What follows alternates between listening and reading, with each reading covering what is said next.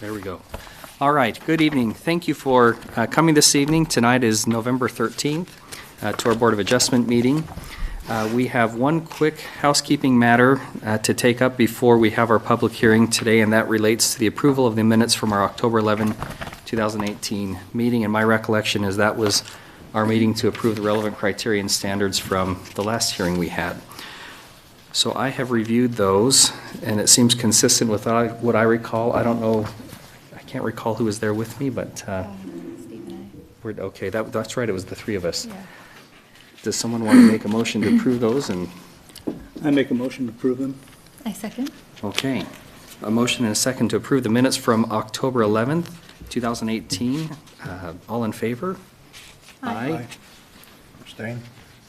Abstain. Okay, so those will pass.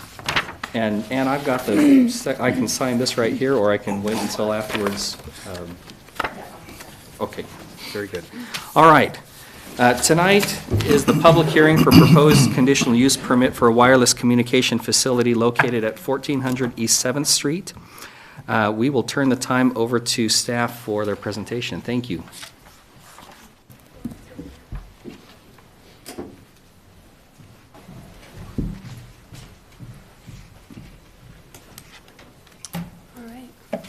Hello, everyone. Okay, so for your review this evening, we have a conditional use permit for an 80-foot tall wireless communication facility located at 1400 East 7th Street. The proposal, again, is for a 80-foot tall wireless communication facility at 1400 East 7th Street, which is located on the property of the Church of the Nazarene. The proposal is for a fully enclosed 800 square foot lease area, which is 20 by 40 feet. It's a stealth-style tower intended to resemble a tree, and it's designed to accommodate 3 carriers. The subject property, which includes the entire block of the Church of the Nazarene, is 231,678 square feet, and it's split into 11 parcels. And the proposal is for on the southwest corner of the site, right here. So you can see it's split into the 11 parcels here, yet they're all owned by the Church of the Nazarene. So for the surrounding land uses, there's 2 city parks nearby, Eastgate Park and Carol Reary Brink Park, as well as some other neighborhood businesses, including an orthodontia office and a funeral chapel next door. The subject property is located within the neighborhood business zoning district, and all zoning districts, their conditional use permit is required for antenna towers. Here's a zoning map of the area. You can see that where the subject property is proposed, it's within the neighborhood business zoning district. And just to the north and the south, there's a R3 residential zoning district. So Chapter 2 of the Community Character Land Use chapter, which is a comprehensive plan, designates the subject property as public and semi-public. Public and semi-public designated areas provide for government buildings and properties, as well as semi-public or institutional uses such as churches, schools, and the hospital. Chapter 3, Community Mobility, identifies 7th Street and Park Drive both as local neighborhood streets. And a goal of Chapter 6 is to enhance and strengthen the regional economy, utilizing the strengths and assets of the region. So along with the application, the applicant gave us several images showing what the proposed tower would look like in relation to the site now. So this is the current image from a northeast perspective, and you can see the tower showing up there in the middle. Again, I'll go through these a few times here.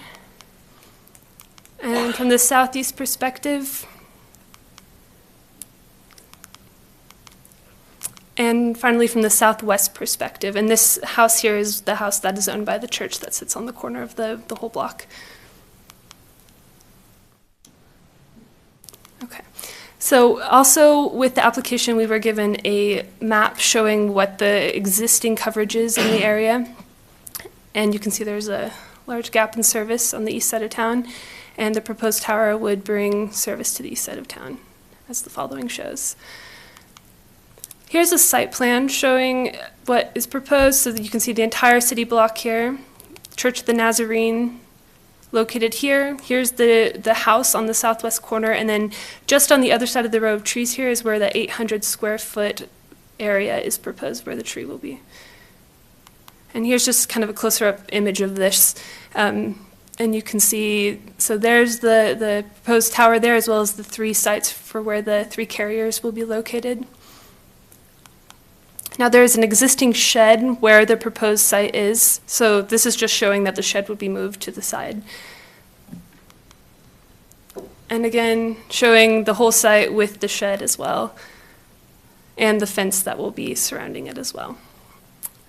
I'll go into more detail about that in a moment. So along with any cell phone towers, there's some development standards that are listed in our code, so I'm just going to go through these 8 development standards briefly. So the first one is setbacks, and it reads, no antenna tower that exceeds 60 feet in height shall be located within 500 feet from the State Highway 8 or 95 rights-of-way. And the proposed tower is totally out of the way. It's over 3,000 feet north of State Highway 8. Number 2, security. Every telecommunications facility shall be protected from unauthorized access by appropriate security measures. The proposed site is enclosed by a 6-foot tall fence, and all other uses are enclosed within that 6-foot fence. Number 3 talks about lighting. It's just saying that it can't have any lights on it, and the submitted plans that we were given do not show any lighting on that tower. Number 4 talks about noise reduction. So I'll just read through this. When the adjacent property is zoned residential or occupied by a dwelling, hospital, school, library, or nursing home or similar use, noise-generating equipment shall be sound buffered by means of baffling barriers or other suitable means to reduce sound level measured at the property line to 45 decibels. So the subject property is located adjacent to a medium-density zoning district, R3, and construction will create some noise, but the noise is temporary and will last approximately 1 month. There is a proposed diesel generator that is double-contained and will be used in the event of a power outage. The generator will run once a week for approximately 1 hour for maintenance, and if noise becomes a problem, then a decibel reading will be taken at the property line and staff will take corrective action if it's over that 45 decibels. Number 5 talks about signage, and there's no proposed signage on the antenna tower, so this is a moot point. And then number 6, antenna towers shall be separated from the property line of any adjacent property zoned residential, at least a distance equal to the height of the antenna tower, and shall be separated from all other adjacent property lines, at least the distance equal to 1/2 of the height of the antenna tower.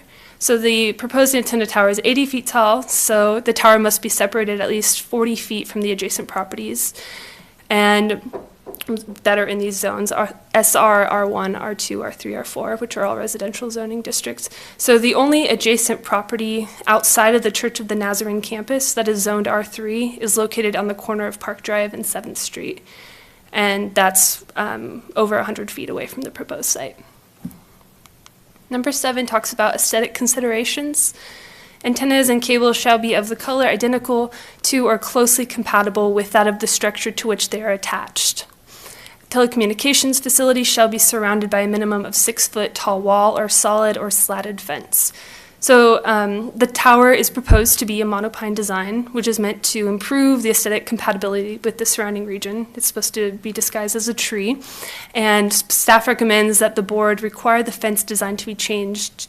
So currently plans show a 6-foot high cedar fence, but we are asking the board to consider it be changed to a decorative wall constructed of brick, stone, or textured concrete that is at least 6 feet in height, as is required by city code.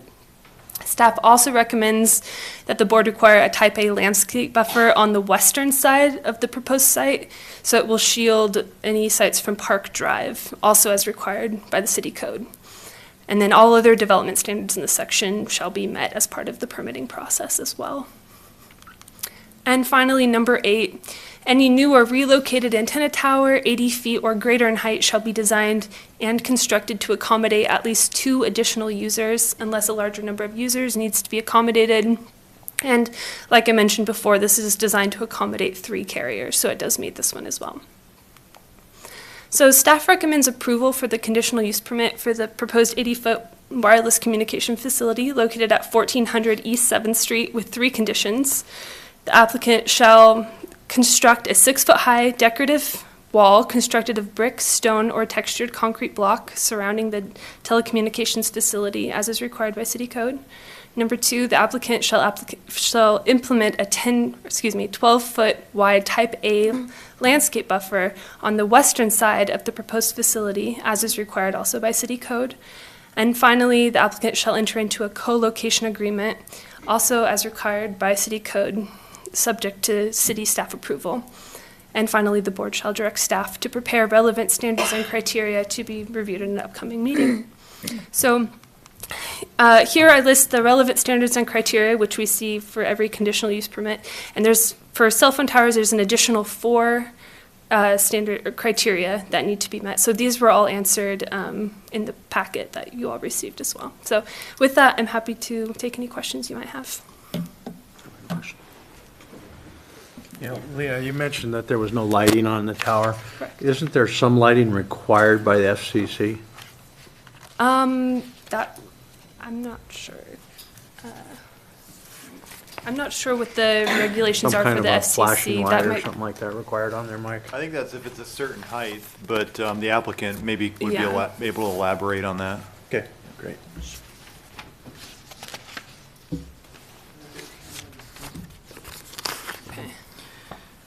Leah, can you talk a little bit about a co-location agreement? And what's that required by the city code? so the co-location agreement just talks about how several different users, like providers, must co-locate at the same location so that the goal is so that there aren't towers strewn all about the city, that they can be in one place and use the same tower together. And Mike, maybe, does that make sense? Yeah, it just provides an opportunity for the other cellular providers to use those same towers, so we don't have a proliferation of cell towers throughout the city. Right, and I thought that was what that meant. I guess my question relates to the timing of it. It was unclear when I read through the materials. I saw that there were certified mailings sent out to the other providers, and can you help us understand, is anybody going to join in this at this time, or is it just a single user? Not that I know of at this time. That Yeah, might be this it. is just an This is agreement just- really for the future. So once the Yes. tower goes up, that they allow co-location on that same tower. And so that's the reason why we have a condition and not necessarily it's met right now. Okay.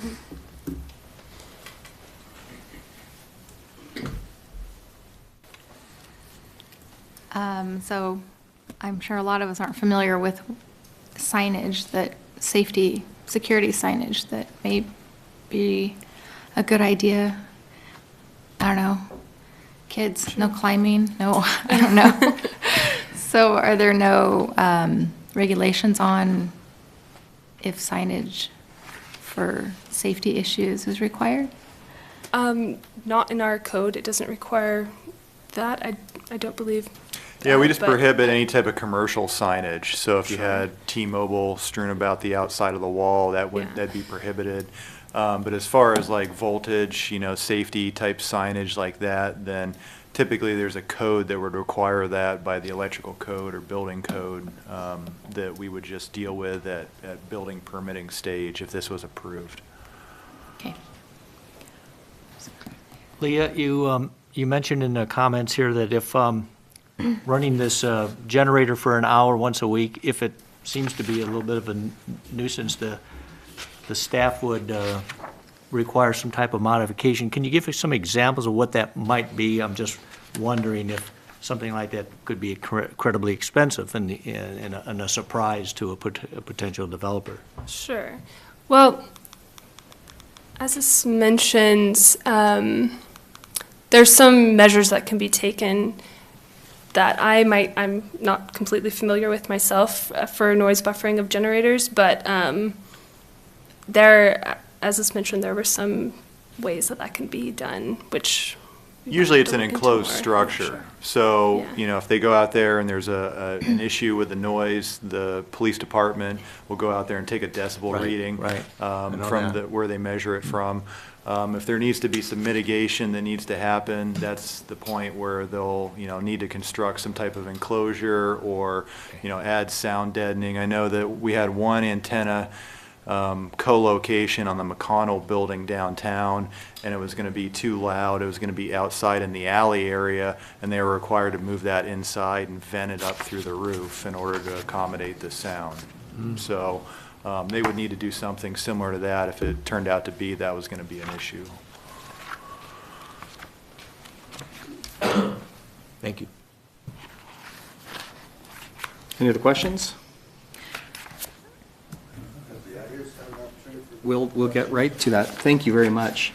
So what we'll do at this point is we're going to open up the public hearing at this point for comment.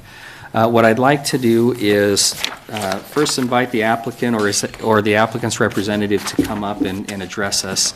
And then we will hear from the applicant, and then we'll have the opportunity for anybody else in favor of the application to visit with us. And then anybody else who wants to make a comment can do that after that. If you'll state your name and address for the record, that would be great. My name is Derek Budig. My mailing address is P.O. Box 8436, Spokane, Washington, 99203. And I'm representing the applicant, which is actually PI Towers, or Lend Lease, and they are doing a build-to-suit for T-Mobile. They're a company that will go build towers and then provide opportunities for multiple users to locate their antennas on one single tower. So I have a kind of just some comments from the engineer explaining why this above-ground infrastructure is needed. The proposed tower addition to the southeast area of the city of Moscow, located at 1400 East 7th, will support T-Mobile's expansion and improvements in the city of Moscow and student population of the University of Idaho. This site will provide indoor and improved outdoor coverage to our existing 500-plus subscribers, which are forced to use Wi-Fi calling in their residence in the southeastern part of Moscow. The second point, with an additional site near this residential neighborhood, it will improve signal quality and allow the use of newly purchased low-band spectrum, which will improve internet throughput immensely for our existing subscribers and potential new subscribers. Third, due to its proximity to the southeastern residential area, this will provide your constituents with another option for service with an additional mobile service provider. There are not other opportunities to utilize existing structures in the area. There is a water tank that they pursued 5 or 6 years ago that's owned by the city, and I think you were going to maybe mention something about that, but that was not available. It's an existing structure. The preference initially was to go on an existing structure, but because that's not feasible or available, they were not able to do so. Just want to hit a few important points. That there are no existing antenna support structures within the geographic area. We've identified that. I did an ASR search. For a mile, there are no structures other than existing water tank, which is not available. Another point is the design, another element is the design of the antenna tower, including the antennas and ancillary facilities, will minimize the visual impact, while the monopine does blend in to the surrounding landscape of this area. That's about as good as we could do, or as close as we could make it to blend in. That the antenna minimizes the number of additional towers in the area. It's, as mentioned, it's engineered for T-Mobile, and it's going to be engineered for 3 additional carriers. Currently, we only have one signed up, which is T-Mobile. That doesn't mean that there won't be more in the future. And I guess, this technology obviously promotes health, E911 services, commerce, recreation, safety, and I think Leah did a great job of outlining things. There's a 100 and some page staff report, and they're conditionally recommending approval. And I just want people to keep a couple things in mind. You know, when you have dense urban areas, when you have parks, when you have public facilities, there is a need for wireless connectivity, and that's what this will do for us. And I would appreciate your support. Great. Does anybody have any questions for Mr. Buer? I have one, I suppose. Sure. So you've identified this particular site, which we just seen. Were there any other sites that were, other than ones the towers and that you had Well, there was mentioned? a water tank that's not available, and then as far as within this geographic area, the RF engineer thought the propagation studies turned out best from this particular location, and we had a willing landlord, and it seemed to be a compatible use with this space. There are other geographic areas in town where there are other water tanks that they're utilizing as well, but in this particular area, there were no above-ground structures or really other spots available to maximize their transmission from one location. Well, I'm just wondering about your monopine, if you were looking at other places to put the monopine since you couldn't This find. geographically dependent, so this church, this location is where we need to be. I mean, like I said, we would have gone to the water tank on Hathaway, but it's not available. So we've made every effort for many years to try to find a spot here, and we finally found one. And the monopine was just to make the visual impact better for the community. Okay, thank you. Thank you. I think there was a question about FAA, and we've actually got our determination, and it's 80-foot tower, 86 or 85 with the branches, and typically the cutoff is 200 feet. If it's 200 feet or more, they mandate lighting. And we've already received our determination, and lighting is not going to be mandated. I wasn't sure if there were any other questions or not, but I have one other question. For the T-Mobile tower that you're using right now, do you have an idea how many megahertz or gigahertz that this tower is going to? that's regulated by the FCC. I'm not exactly sure. You're talking about the proposed tower? The one that they're Yeah, planning to put in there. How I'm many? not quite sure, but based on the spectrum, it's FCC licenses off the auctions and they regulate this technology. And I can't tell you exactly what it is, but it's within the appropriate guidelines for public safety. Okay, thank you. Sorry, I'm curious about, this proposed tower is supposed to help the east side of the town. Correct. There's a significant gap in coverage in the southeast portion of Moscow for T-Mobile's customers. And a lot of this, couple times in the paperwork, it said that it would be helping the University of Idaho. How so if it's helping the east side of the town? Well, there are residents that live east, and it's not going to actually impact the campus, Okay, but it will benefit the community and students that live in that area and that travel through that area. And thank you. Do you know, and I'm presuming that this is engineered, but can you address the height? Why 85 feet is compared to something lower?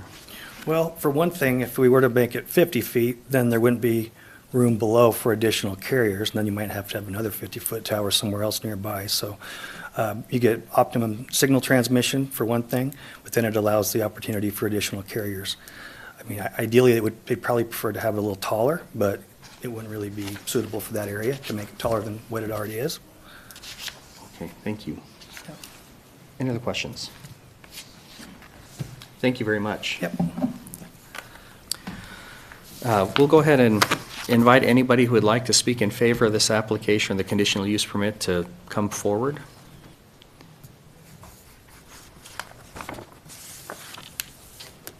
And then we'll open it up for anybody else who'd like to come forward. I expect we're going to have several people who are going to want to talk. In the interest of time, we'd ask you to keep the repetition down to a minimum. I expect that there's going to be a number of points that everybody would like to make, so if you'd pay attention to what's being said and try to not repeat as much as possible, we'd appreciate it. Come forward, state your name and address for the record, and we're happy to hear what you have to say. Are we limited to 3 minutes or anything? David Hall, 1334 Wallen Road, Moscow. I'm concerned about the health effects from the electromagnetic radiation from the operation. It's not specified what wavelengths, et cetera, will be produced, and I know you just asked somewhat about that and didn't really get an answer just now. At least between the operator, I guess, and the Nazarene Church says any and all frequencies. From the information provided, the Board of Adjustment and the public cannot determine expected health effects from the operation. So I think they just say, oh, it's fine, but I think the board and the public should know what radiation levels there are so they can better determine themselves whether it's safe or not. There's a lot of scientific evidence that's saying that it is not. So that's all I have. Thank you. Thank you very much.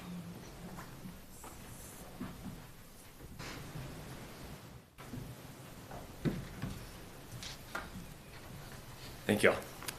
Ferris Paxton, 824 Park Drive. I live about 2/10 of a mile away from the proposed site, and I did not receive a notification about this. And my friends, the Minideers, told me about this 7 days ago. So, excuse me if I step over myself just a little bit. Talked a little bit about coverage. The gentleman from T-Mobile talked a little bit about coverage. One of the things that we don't have in that area is also first step internet.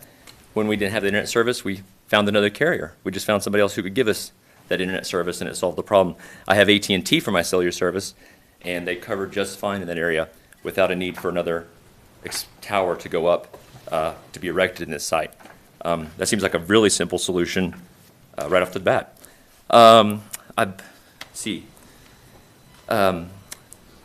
We looked at the proposed tower, what it would look like. You can decorate it up however you like it. You still know it's a cell tower. Everybody walks past it, knows it's a decorated cell tower. It's not really blending in. I mean, you just know what it is. It's a pig with lipstick, if you want to call it that way. The FCC guidelines that also the gentleman Tebow mentioned that helps keep us safe are 22 years old. The FCC, the Telecommunications Act of 1996, actually prevents you from denying this tower on the basis of health reasons. So you can't even legally say, well, this is going to affect our health, so we won't let the tower be there. 22 years old. Keep that in mind as well. And I would also like to point out that there have been recent studies over the last decade that talk about the decline of property values.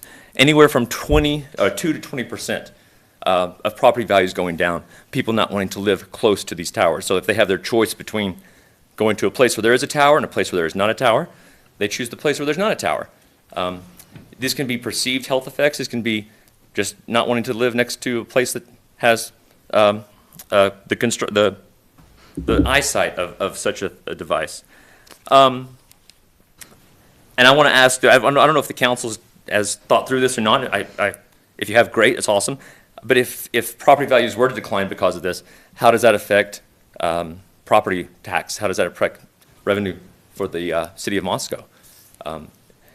Since this feels new to me, just a week old, it seems like we would need to take our time at the very least and say, well, let's hold off and do the proper studies that we need to do to determine whether or not this will be actually a good thing for Moscow on the whole. If people can get other carriers in the meantime, that's great, right? Let's do that. But why do we have to jump into something so quickly? And I also think that legally the cell tower can be raised 20 feet without any authorization from anyone else after it's constructed. So I think it can go up to 100 feet after the fact. I'm not sure if that's 100% true. If it's not, feel free to disregard that completely. But anyways, thank you for your time. And Mr. Paxton, I just wanted to, when I was reviewing the materials, I did review an email from you. Yeah, that was before I had read the Telecommunications Act to prevent you from actually, because I sent you some health concerns as well. Right. I sent you several health studies that show side effects that even articles that say, hey, we just need more time to study the health effects of this kind of thing. That was before I read that the Telecommunications Act actually prevents you from stopping this based upon those studies. So even if you took those into consideration, that was just again, I had an hour for lunch, because you guys have to have those packets 5 days before. Those are sent out 5 days, business days before this meeting occurs. And I was like, I found out about this last week. I had like a lunch hour to get something together to send to you guys to get that, So then I was like, the rest of the week I'm trying to look up what I can look up and kind of see what needs to be addressed that would also be detrimental to a positive decision here. Okay. Does that make sense? That does. Thank you. Okay. Thank you.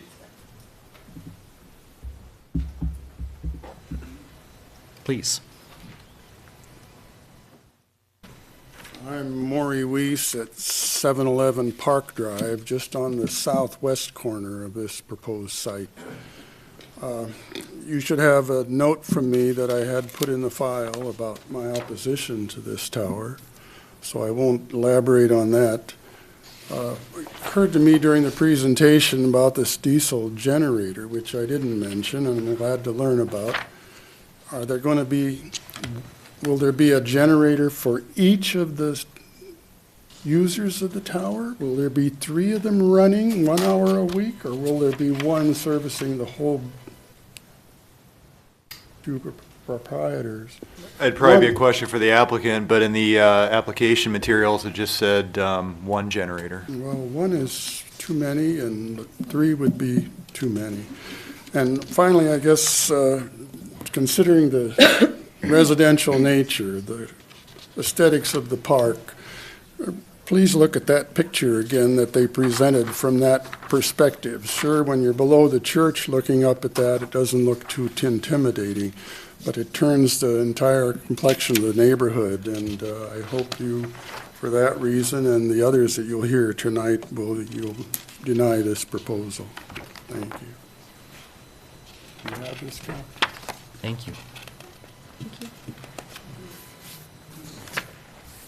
Please. Hi, my name is Kensington Hill, and I live at 721 Park Drive. I'm fairly new to the neighborhood, so it's nice to see all my neighbors. I would like many people to express my health concerns, even if there are things that might bar you from denying this proposal on that ground. I think you should also consider the nature of the neighborhood and how it's rolling over to new families, how potential buyers will view living in this area over the next 10 years. I spend 90 to 95% of my time at my home in this neighborhood with my neighbors, and the aesthetic situation does not seem desirable. The potential health considerations still stand, and it seems like this particular structure is heavily favoring T-Mobile. I don't have AT&T, but I have Verizon, and I have great coverage in my neighborhood. It seems like even if it would allow other carriers, they don't have any reason to join because they don't need to pay for that extra coverage. It seems like this is kind of a monopoly move on T-Mobile to hit that east side when it's not really necessary. So please do take that into consideration as well. Thank you.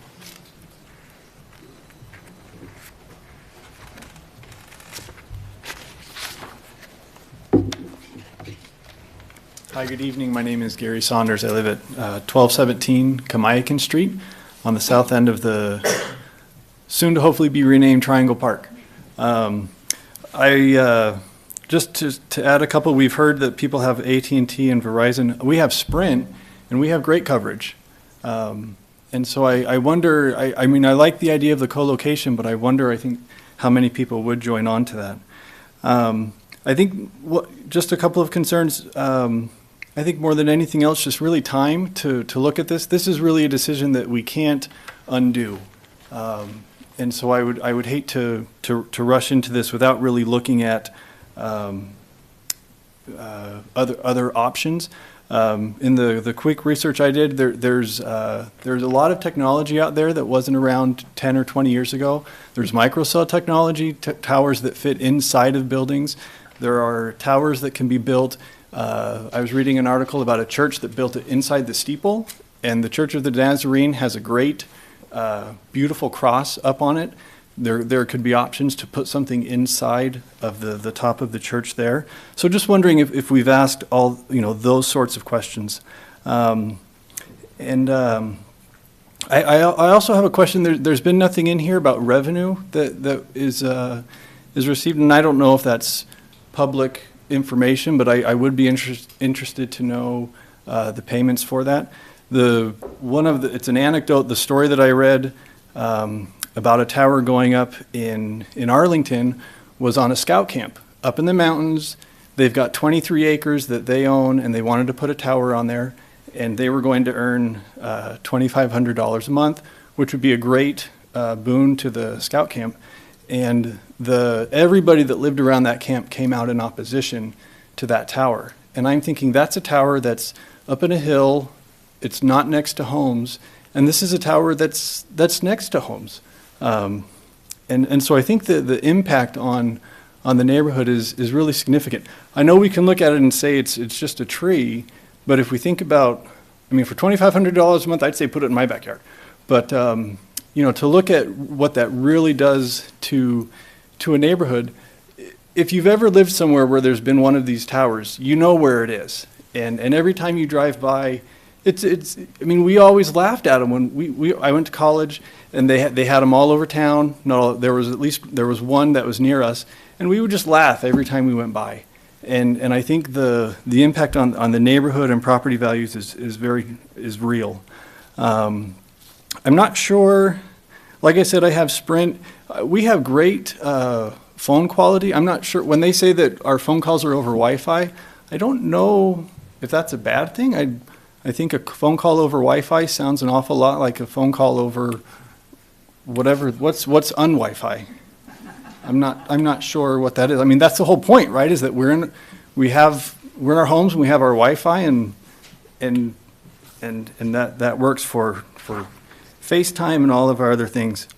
I didn't see anything on here that addressed issues like tower failures.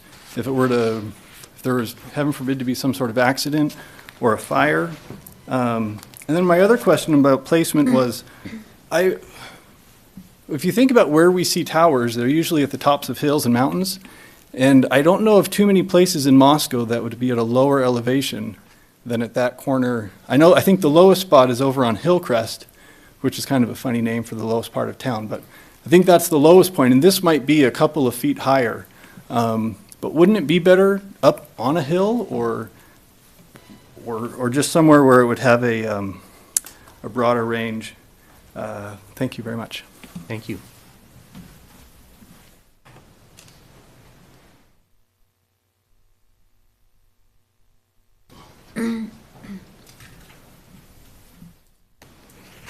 Michael Madsen, 1221 East 7th Street, directly across from where the tower is going to be.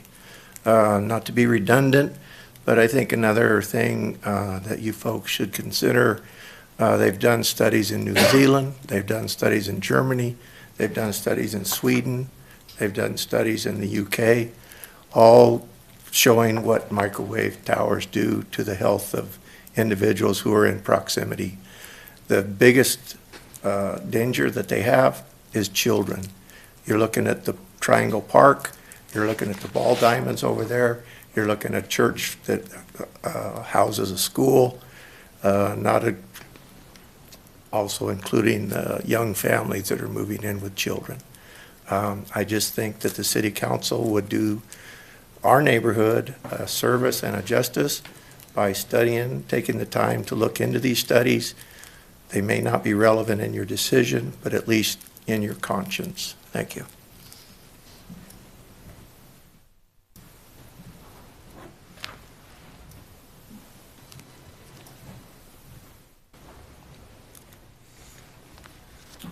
Just a point I'd like you to consider. If we're going... Could I just have you to state Mike your name Scott, and address? Thank you.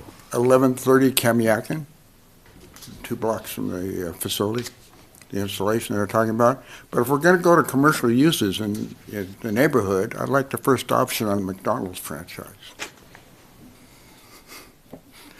All right. That tower is twice as large as any other structure in the neighborhood. Twice as large, vertical. Okay? The financial impact, various numbers were cited about the financial impact in terms of the value of the homes. If you took the median value that has been found, observed in places like Palo Alto and elsewhere, and you took the median value, it'd be 10%. That's $20,000 to $30,000 out of the pockets of the people who own property in that area. That's also a reduced tax base, because you're going to devalue the homes. So that's less revenue for the schools. Those are, I think, serious considerations. Is it possible the Nazarene Church can find another source of revenue? Alternative source, different business model for keeping the church afloat.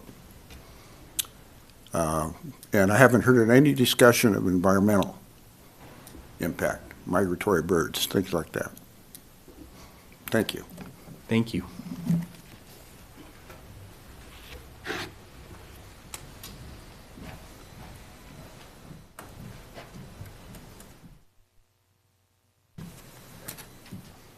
evening. I'm Martha Ford. I live at 1009 East 7th Street, and I have the same concerns. I'll just briefly say my major ones are the aesthetics, the property value, and a concern about the noise. And I'll say a little more about the first. It was mentioned here by the applicant that we're actually not talking about 80 feet, like all of the information is saying in the presentation said. It is actually the height above, as you mentioned, in the application is 24.9 meters, which is 85.0 feet, or he actually mentioned 86 feet, that perhaps the tower itself is 80 feet, but there's going to be additional foliage up on the top. So I'm not sure if what we were looking at there was an actual 80-foot representation, or if it was counting the actual additional foliage. But it is possible that there is actually another 5 feet added. And the noise option about, well, we will take action if someone complains about it, is a little different than how it is done in other locations where applications are made, and there they specify it has to be this much at the property line. And I think it was a great question about, well, if it doesn't work, what can you really do? That's a very low, actually 45 decibels is a very low standard. And I think that many of these generators used in other locations were coming in maybe at 63 decibels, 75 decibels, so that would be a lot of accommodation. I would rather that it not be approved, but if it were to be approved, I would suggest not just leaving that issue to if someone complains later. And just a final question. I know that the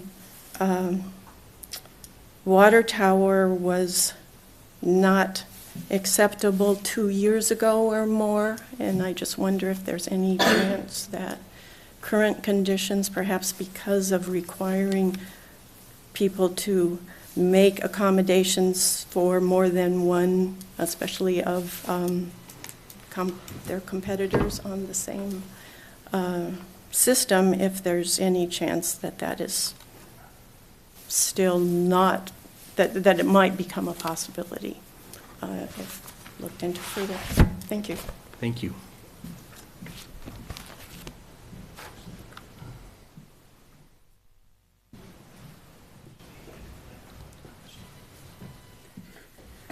Marilee Paxton, 824 Park Drive.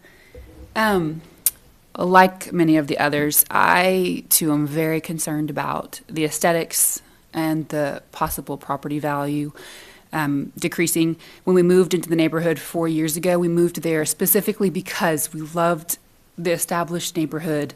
We loved being across the street from Triangle Park or Eastgate Park. And honestly, if there had been a stealth, tree tower in that neighborhood, I don't think we would have moved our family there. Whether it was, because of the eyesore or perceived health risks, I don't think we would have taken the chance. All I know is that there are so many things we love about Moscow, and the easy biking, the mini parks, and the feel that the community is very, lovely and concerned about how things look and safety. And this just felt like it came out of the blue. And like my husband said, we found out about it last week.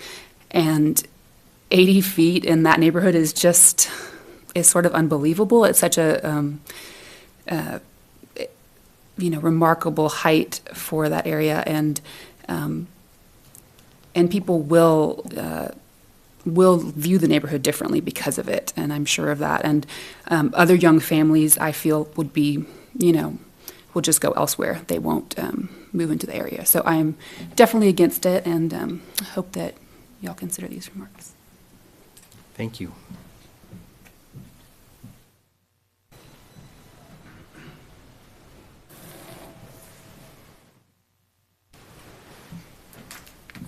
Good evening. My name is Bruce Menadier. I live at 1121 East 8th Street. I'm I live right behind Mr. Scott, who's about 2 blocks from the tower. There's been a lot of people who've brought up many good points. When I first saw the visual of this tree standing up at the end of the property, I was blown away by how huge it was and how, well, just huge.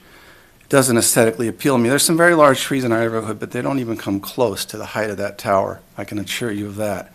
There may be 60-foot trees there, but 80 feet is a very different story. In keeping with what Ms. Paxton said a moment ago, there was a study done by the National Institute for Science, Law and Public Policy. You may have already received this from someone's packet.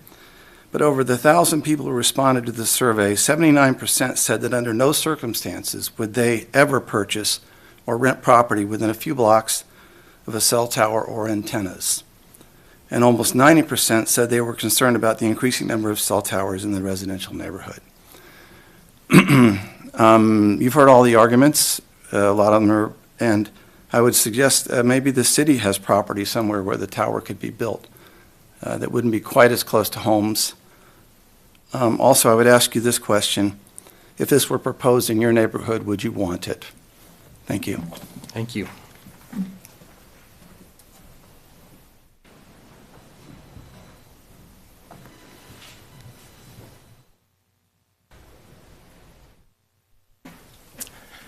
Hi, my name is Jeff Loneker. I'm at 1022 East 8th Street.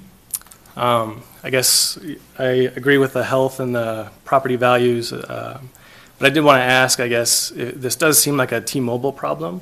So, AT&T and Verizon seem to work fine in that dead zone. So I'm wondering why T-Mobile can't co-locate on the towers that they're using. And if it is necessary, why put it in the bottom of the drainage when there's empty space and available open spaces on a hill just to the east a little ways?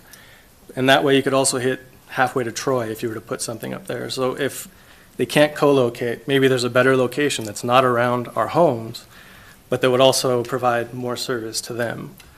And I guess last, I just want to say, I hope, we all try and be good neighbors, and so I hope the church wasn't the one that put this up to try and get that other revenue stream. They would put our houses and health in jeopardy just to get that little revenue stream. Thank you. Thank you.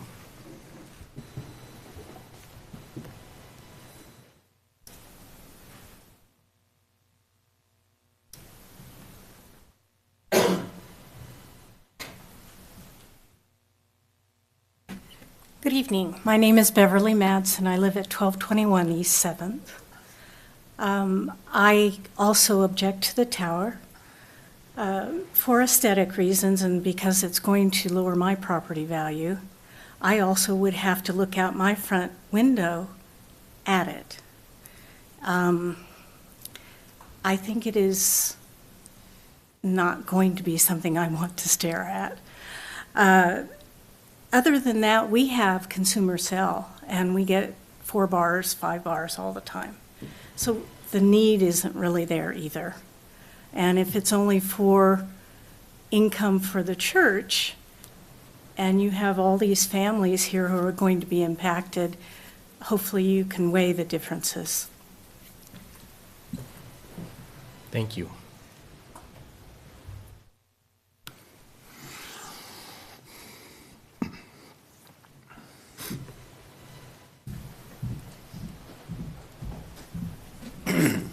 Zach Thomas, I live in 03 East 7th.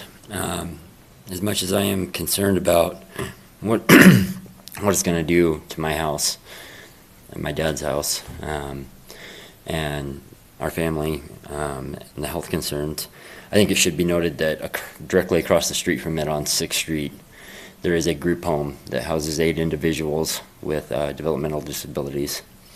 Whatever sound does come from that tower could be very impactful to them. Whatever health concerns that come from that tower could also be as or more impactful to them than anyone else that lives around there. And I just think that that's important that that is known. They will be approximately 100 feet from the tower. So that's all I got to say. Thank you.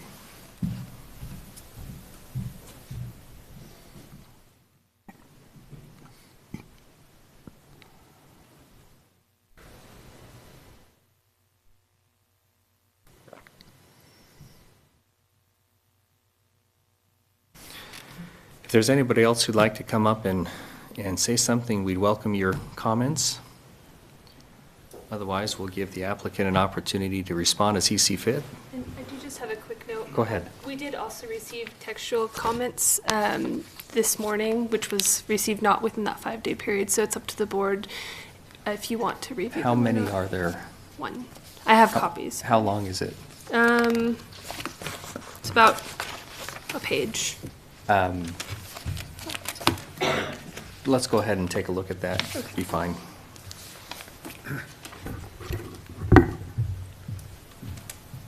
And I think we need to provide the applicant a copy of that as well. Yeah. Thank you.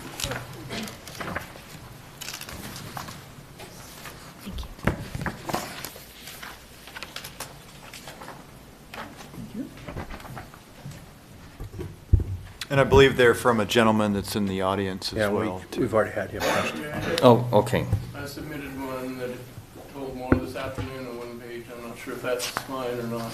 It is. Dated We've already November had- 13? We already gave him a chance. Okay. Okay. Thank you.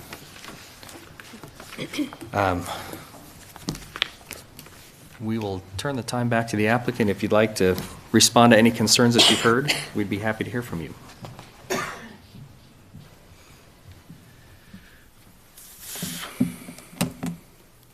Well, I mean, I just want to kind of talk about a few things that came up. I mean, the first thing, they talk about T-Mobile has 500 customers, or they don't have reliable service, there's a gap in coverage. And Wi-Fi might help in their house, but this is a mobile device, and it doesn't help once you get outside the end of your driveway. And so the Wi-Fi does not really mitigate that issue. Another thing I think you need to keep in mind is people talk about antennas and this technology and generators. Well, your water tanks are full of this technology and these antennas and these generators and this equipment. And had there been a water tank at this location, we wouldn't be going through this hearing process. It would have been a permitted use, building permit only. So I think that's something that is very important for people to keep in mind. Again, we met the code requirements. This is the code that you have in place. We followed it to a T. There are some conditional items that we're willing to adhere to. And another thing I might want to mention is that not everybody is a T-Mobile customer, but there are 500 some there. And it could be argued also that if your cell phone doesn't work in your neighborhood, that your property values go down. There's also studies that talk about that as well. So that, and these are locationally dependent. The hillside across town doesn't help. It needs to be where the population is, near public gathering places like churches and parks and busy roads, and that's why we chose this location. I hope that helps to clear up a little bit of confusion about some of this. You but- did mention something, and I was meant to ask you that. You're aware of the proposed conditions that the staff had placed. Is my understanding, based on your comment, that you're okay with those, I think those 3 conditions that they had, the buffer, They're a requirement in the code as well, so. Okay. And there was some discussion also, 80 feet is the top of the structure. There's 5 feet of foliage. The foliage is there to help the antennas on top of the structure blend in. So if we don't have the foliage above it, then the antennas will be more visible from down beneath. And I'm not sure what the height of the trees is out there, but I'm sure 60 feet at a minimum in this area. We haven't actually determined that, but it's pretty common to see 60 to 80-foot trees in this area, or taller, so. And Go ahead. somebody mentioned that after this is approved, there's nothing stopping you guys from making it 100 feet? There's a setback equal to the tower height, so I don't see how that could possibly happen without a variance. Yeah, any type of addition on the tower requires a conditional use permit, so they have to go back through the process. Antennas are allowed to co-locate on that tower. They can, as long as they don't project any more than 18 feet above or 8 feet horizontally. So the antenna itself could project up to 18 feet above the tower. It just, the antenna support structure, the tower itself, wouldn't be able to be increased or changed without going back through the conditional use permit process.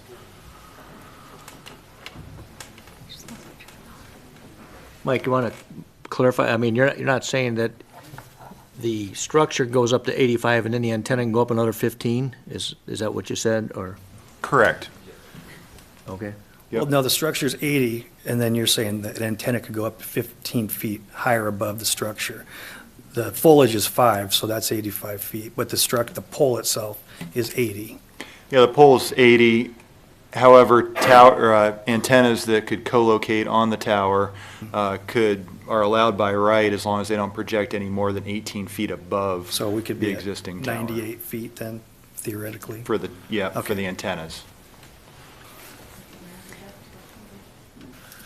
Antennas are typically 6 to 8 foot panel antennas. The old technology with the Omni antennas were taller. That's not the way the new technology works. Just something to keep in mind. Things have changed. I mean, in the old days, you could put one up on a hill and it covered the whole county. Now you have to put numerous support structures in the dense areas where people exist. And I think someone mentioned small cells and microcells and in-building systems. That would work in the church, but it's not going to cover that neighborhood, unfortunately. And another thing to keep in mind is, in addition to water tanks, these are in schools, hospitals, lots of public facilities host wireless technology in the same fashion for T-Mobile and all the rest of the carriers. So this is nothing unique or indicative to this particular situation. Are these the type of antennas that, for example, we see on Theopolis Tower here in town, the tall dorm? Yeah, pretty much. They're going to be, but again, they're going to be concealed within the branches, and they'll be painted to match. Well, you had mentioned the panel antennas and. Yeah, in fact, the dorm at U of I, it's full of Right. them. I think every Right. carrier known to man is on Theopolis Tower, so, yeah, I think that's just where there's a little bit, the public perception is a little skewed because they don't realize these are everywhere. They're on your water tanks, they're on your schools, they're at your hospitals, they're on your dorm. So I just want everybody to understand that. Great, thank you. You know, I got a question. Everybody in their house has a router nowadays that's shooting out Wi-Fi in their house. Any assimilation or association between what we're talking about here and that? I mean, I think some of the concerns is what am I being exposed to? In my opinion, a router in your house is exposing you to some kind of I'm not an expert. I know that those are high frequencies and they're not regulated. This is a regulated technology that's auctioned off by the FCC to all these various carriers for certain spectrum. And that's why that they have certain protections, you know, by the FCC so they can deploy their technology and provide that public service to their customers. Thank you. Okay, thank you. There's somebody in the audience. He had the chance. You, did you have a question? I did.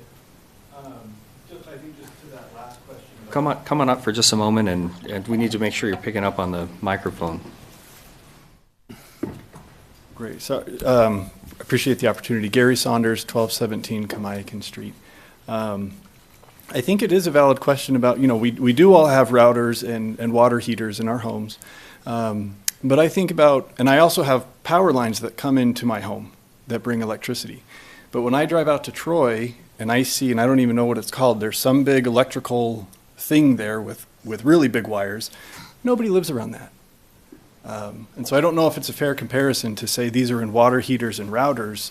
I mean, this is the electrical transfer station we're talking about, not the line that comes into my home. So I don't think it's a valid comparison. Okay, thank you. Okay, we've heard from a number of people. If there's anybody else who'd like to say something. What, you? Already spoken, but that was permissible to talk again? Or? Why don't we? Yeah, we can't. Yeah, we're gonna hold off if you had an opportunity. Anybody who hasn't had a chance to address us, we'd be happy to hear that. Okay. Before we close the public hearing, Mark, can I ask staff some questions? And please. then we might need the applicant. Please. So, Mike, or Leah, I've got a couple of questions for you. How does the relation of the 80-foot tower compared to the transmission lines along Mountain View? How tall are those? The Vista big transmission lines?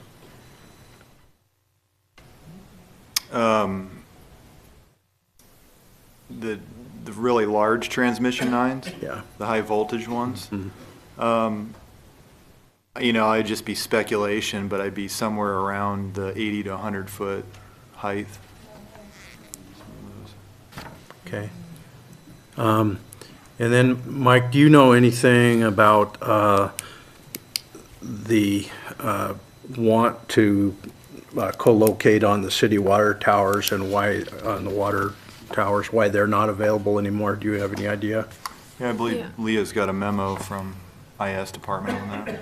Yeah, so I actually spoke to Public Works Director today. Excuse me. Well, yeah, and he gave me this memo that was issued back in 2008, and he reassured me that these issues are still current today. And he was saying that it's not an ideal location because of the structure of the water tower. There's not a good place to clip on the antennas to this water tower. And so there would have to be some sort of structural elements incorporated in order to attach the antennas, and that would compromise the structure of the tower. Leah, did he say specifically which water tower? Yes, it's located at the end of Hathaway Street. Right. So he didn't necessarily look at the 8th Street water tower, or the Resident Street water tower, or any other water towers other than the Hathaway one? We have antennas on a lot of those towers, like the Resident Street Tower. We have co-location that happens all the time with antennas. So all the ones that you see, the Rotary Park one, it has a railing around the outside of it, and usually that railing is used to fasten those antennas onto the tower itself. This particular tower doesn't have that safety railing on the outside, so something would have to be constructed, which I guess jeopardizes the integrity of the tower. Are there any towers on the 8th Street water tower, Mike, which is even closer to this location? Between 7th and 8th, that tower. I don't know that I've ever seen one on that tower, but it's just, I don't know for sure. Okay. And then another question too, Mike, on other commercial districts, are they required to have a conditional use permit for a tower also? Correct. So every district, every commercial district is required? Every new tower, you're required to have a conditional use permit regardless of whether, what zoning district it's located in. Okay.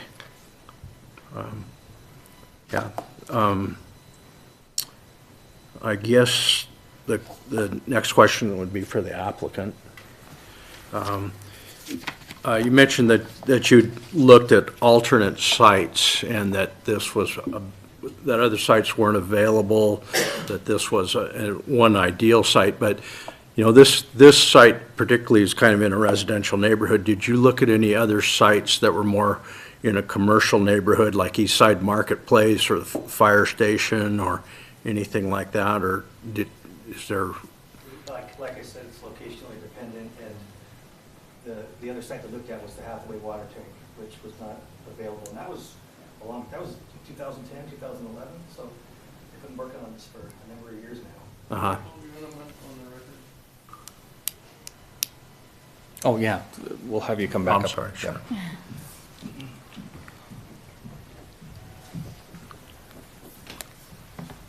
So, therapeutic. Yeah, I was just curious as to other commercial zones that were not so residential. There were no other commercial zones that met their geographic requirements.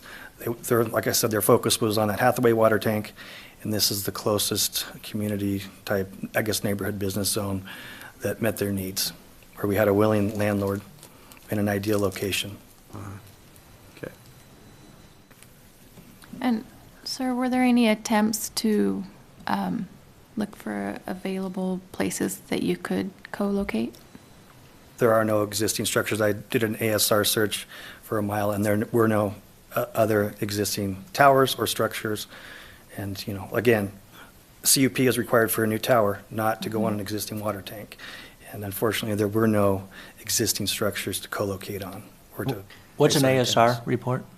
It's just a search you do with the FCC, where they will pull up any and all existing wireless facilities. Okay. Just for clarification, could you tell us which part of Moscow is going to get the greatest benefit?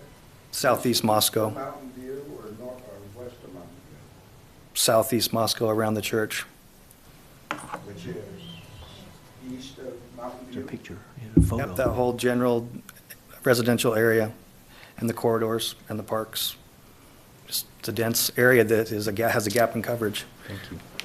Yeah, it seems like just looking at the area that the fairgrounds is over there too, and the fairgrounds would probably cover that same area. How far quite away is well. that? 2 blocks, 2 blocks south. It's south of there, but it would cover that same area, but there's no neighbors there to speak of, or there are, but they are farther away. They'd certainly be farther away. And then somebody mentioned the fire station, and fire station has a brick facility there that you could put it on top of, an antenna on top of that. How tall is that? 3 stories? 30 feet, Mike? Yeah, that wouldn't get, the trees will obstruct the signal. We need, 60 to 80 feet to provide maximum strength. I mean, the water tank at Rotary is 110 feet tall. But the mono tree or the mono could fit in that, on that location a lot. It's all industrial over there, or a rather industrial area. How far away is that? 2 blocks And south. it's zoned industrial? It's zoned commercial. More like 4 blocks. It's pretty close. Well, that has not been considered. But again, I'm not the engineer. He chose the spot that was in the midst of everything, where they're trying to actually hit their customers and get the most that they can for that location, the best transmission for one single location. I'm just saying that you probably wouldn't have the opposition. There's there might be some neighbors over there too. You just never know. Yeah. Right. Sometimes I have neighbors show up and I have this many people in favor of it because they want the coverage. Yeah, just go, yeah. So they might not be as popular of a carrier, I suppose. So, I was curious if you had looked at that one. Nope. Great. We looked at was that the junior high school or the high school to the north? Junior high. Yeah, we looked at that, but that didn't meet their criteria. They wanted to be a little bit further south. And then we also they're making an attempt to go on the water tank at Rotary Park. So, Yeah. so they have 2 geographic areas they're trying to cover, and they kind of got to tie them all together. Do you have a sense for the range of these towers? Is that part of the problem? I know that these towers have a certain range in terms of Yeah, and use of it. well, the coverage usefulness. maps kind of show you're going to probably be looking at 1 mile to 2, but it depends on the topography and the terrain and the foliage, and if it's in building, there's a lot of factors that come into play, and that's why someone's a lot smarter than me, an engineer that runs propagation studies and determines the ideal location. So maybe the fairgrounds might work and it might offload some of the capacity, but that might mean they still need to put somewhere else in between Rotary Park and the fairgrounds because it's not getting the job done. That's why we try to be as efficient as we can when we put these up, and we're strategic in placing them, or the engineers are strategic in placing them for that reason. Mm-hmm. And I know you guys mentioned some other carriers. A lot of these carriers like Sprint and Consumers, they roam through some of the other providers. So if there's not antennas in the area, then they're probably roaming through another carrier. Otherwise, they wouldn't have service. Just another thing I just thought of when I know that was something that was mentioned, so. Okay, thank you. We had somebody else who hadn't had the opportunity to come up and speak. We'd like to give them that opportunity. My name is Michael Kite, 1009 East 7th Street. I think what this last set of questions and answers have really shown is that you guys don't have the information you need to know about the service area that they're talking about and where these other possible locations for towers could be. And I would really encourage you to deny it at this point and ask for additional information. What's the service area that's being talked about? And people have mentioned the fairgrounds and other locations that have just popped up in a few minutes of discussion here. So I think the prudent thing, there's not really a time problem here in terms of they have to get it done by a certain date, I think. So to me, the prudent thing is for you all to say tonight to decline or to deny and ask for additional information. What's the service area look like? What are these other possible locations that towers could be put on?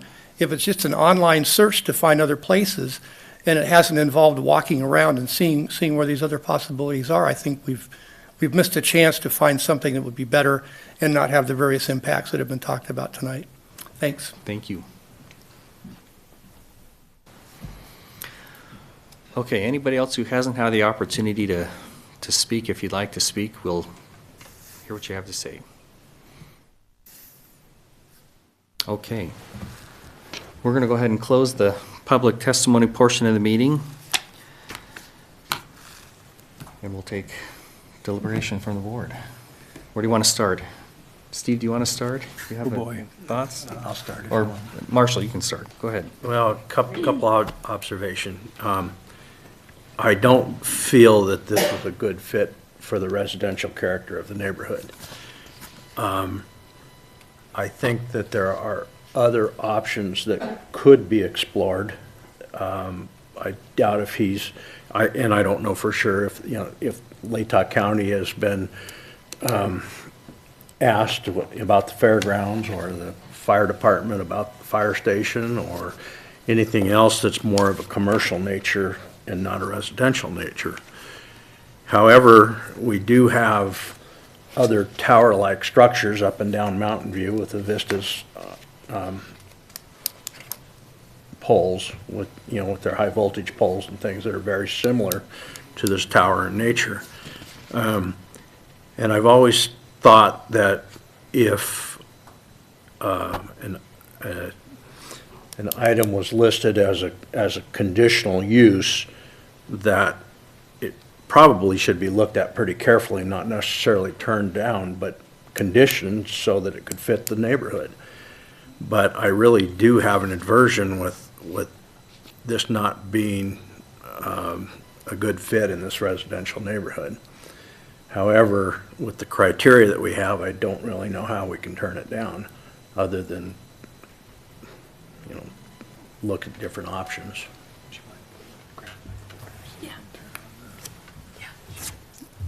I agree a lot with your reasoning and trying to find a balance there. I trust that the engineers have done their best to find the best location for both the town and for their needs, for their businesses' needs.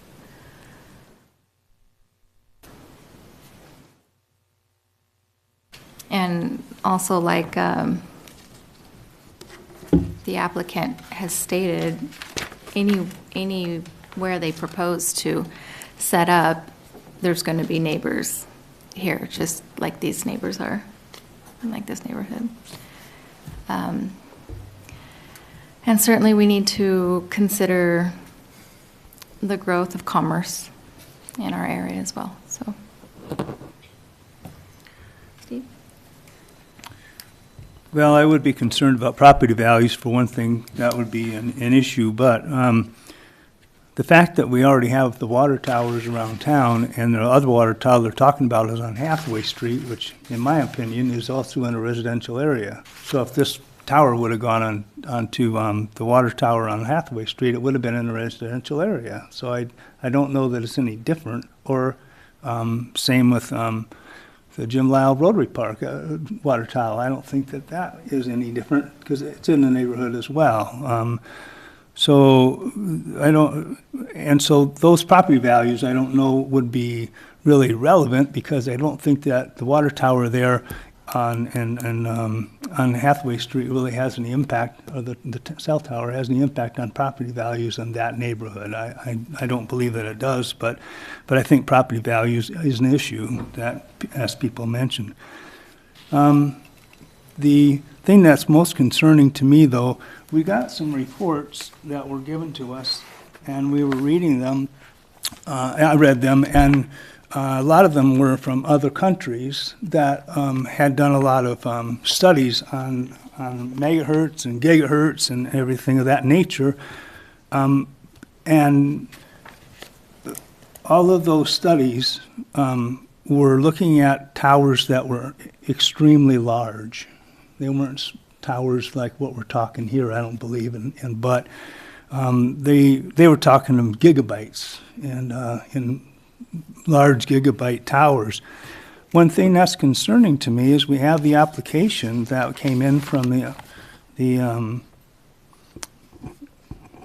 FAA, and that they've already got approval on it, but nowhere in here is there any mention of what size, what number of megahertz or gigahertz that are being proposed on this tower?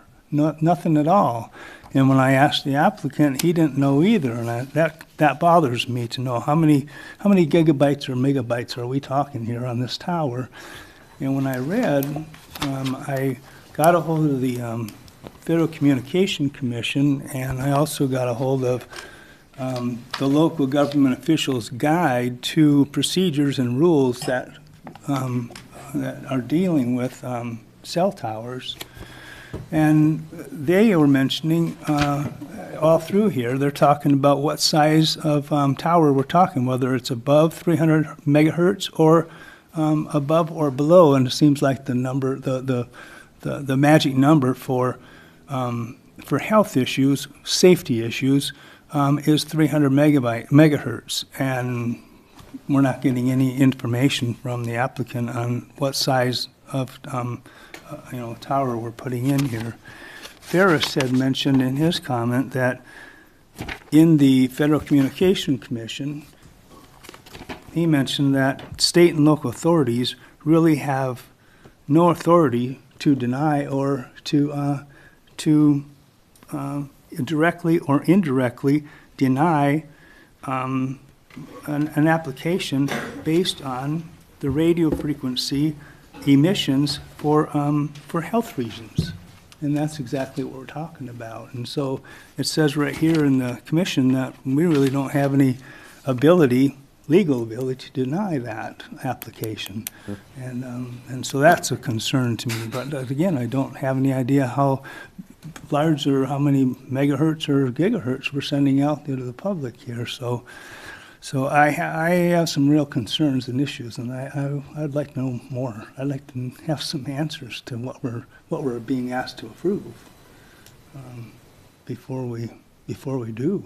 That's my concern. Okay. A couple of comments that I wrote down here. One of the thoughts were that there hasn't been proper studies yet to lead to the design of this facility.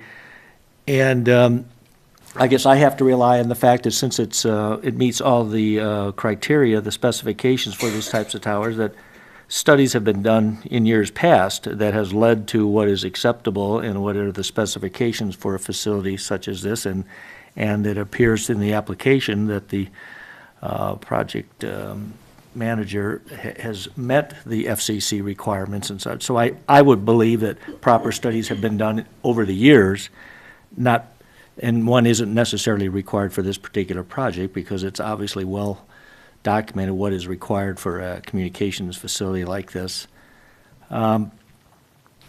It's pretty apparent that what I'm learning here is that a lot of these are already erected throughout the city in and around residential areas and probably have been for quite some time.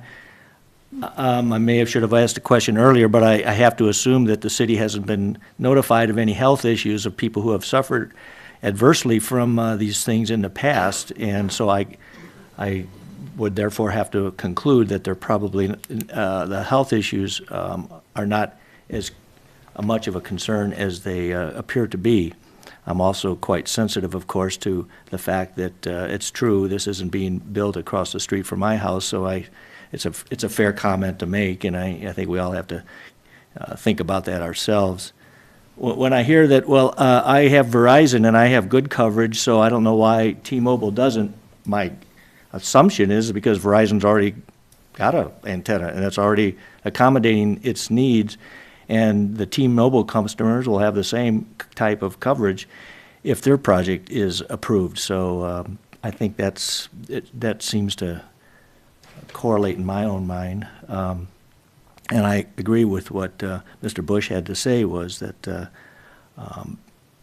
by moving it to another tower, if there's a legitimate concern, and maybe there is, all we've done is just moved it to a different neighborhood. We haven't solved the issue. And so do we look at this from a city standpoint, or we look at it as a neighborhood standpoint? I certainly understand, and I'm sensitive to the people who live in this particular area, but moving it to another site, if there's a legitimate concern, doesn't solve that problem.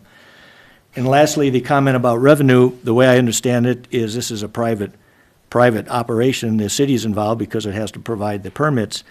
I don't believe there's any city revenue to be had because the fees are in the lease, and the lease is between the landlord, being the church, and T-Mobile or the project owner. So I don't think there's probably an opportunity for the city to recover any revenue for a project like this since it's on private property. Go ahead, Marshall. Well, I inspect all the cell towers for Latah County, any of them on any of the buttes or the high points. I do all the inspections on them and yearly reviews and things like that.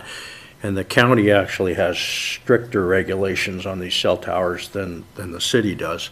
And most of it's because it's out somewhere where, there can be people claiming on the towers or people destroying property with nobody, visually seeing them. And some of the things that the county requires that the city does, we require an 8-foot fence around them, but an 8-foot chain link fence, but that wouldn't look very good in a residential neighborhood. And I think the city did a good job with their recommendations on buffering the towers. There's other safety concerns that we have. We require a large sign as far as who to contact in an emergency and things like that. And another thing that the city requires is that the ladder to access the tower, it can only come down to within 8 feet of the ground, and then they have to bring a separate ladder to be able to access the rest of it. But I think that the city has done a good job as far as buffering it for the residential neighborhood, but I still have a concern that I don't think it's a good fit for a residential neighborhood, a tower this big, self-supporting.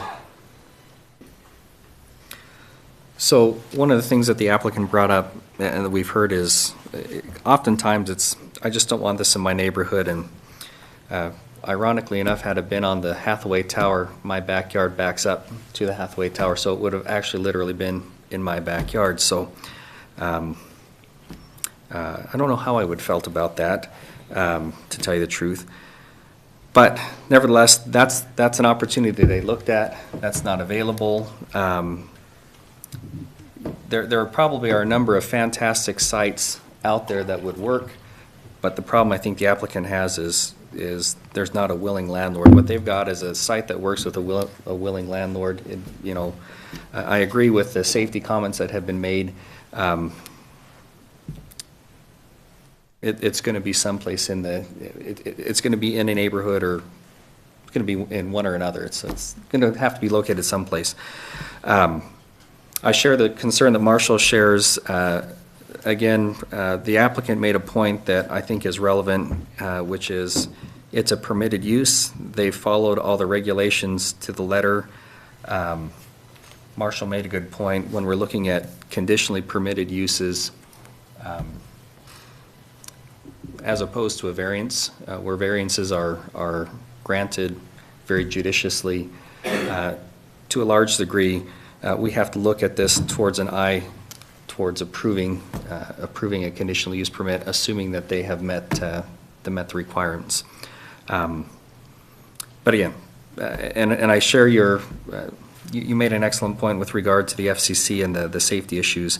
Assuming that it has FCC approval, I guess we have to, you know, they've done this before, and I expect that this isn't going to, in terms of the radio frequencies and whatnot, this isn't going to be any different than what, you know, the other towers around town are transmitting. In particular, I think about the Theopolis Tower, where you've got, it's literally right there on top of our residence. You've got the Rotary Park, which is right there, smack in the middle of the neighborhood. So I don't perceive that the frequencies that are going to be generated from this are going to be any different than what we see on these other towers. So I guess the conflict in my mind is really the conflict that Marshall has identified, which is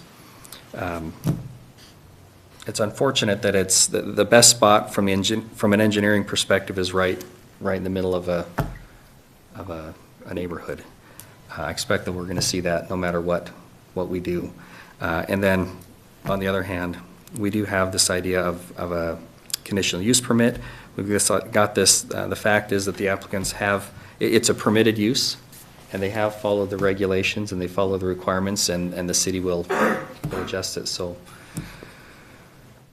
it's a quandary. What is it about this issue where we don't have a choice anyhow? I mean, is that what I'm hearing? That doesn't make any difference what you got. You can't deny this. It seems to me we would have heard that if that's the case. It's been stated that you simply don't have enough So information to make a decision. That's not what I heard. We do. I can give you an opinion. I think if it's listed as a conditional use, that it is a use that is allowed there, and if there need to be conditions placed on it to make it work, then that's our job to do. Okay. But to simply deny it, I question whether that Yeah. Not just can be done. just arbitrarily or capriciously.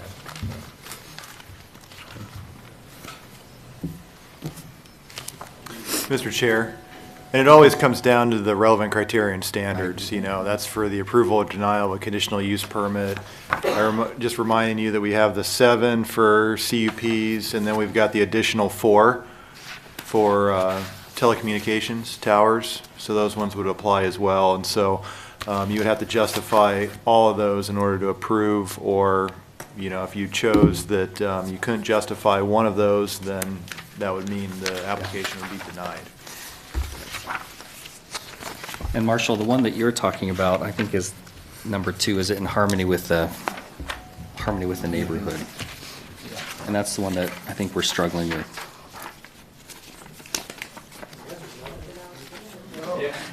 Okay. We don't need comments at this point.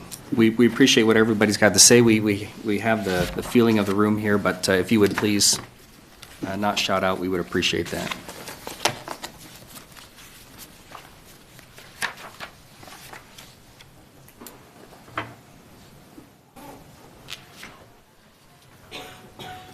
Well, I'll take a shot at a motion, All right, Mark. go for it.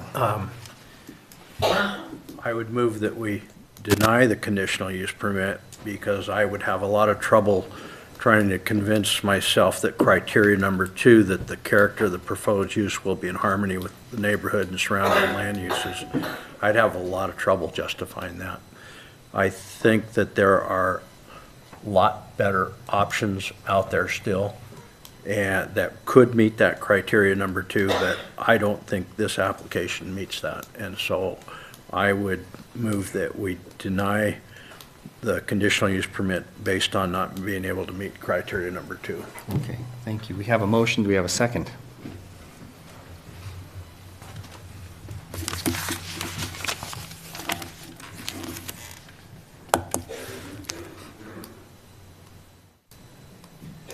Yeah, I'd second that. Okay, so we have a motion and a second to deny the conditional use permit. Those in favor of denial of the conditional use permit, please say aye. Aye.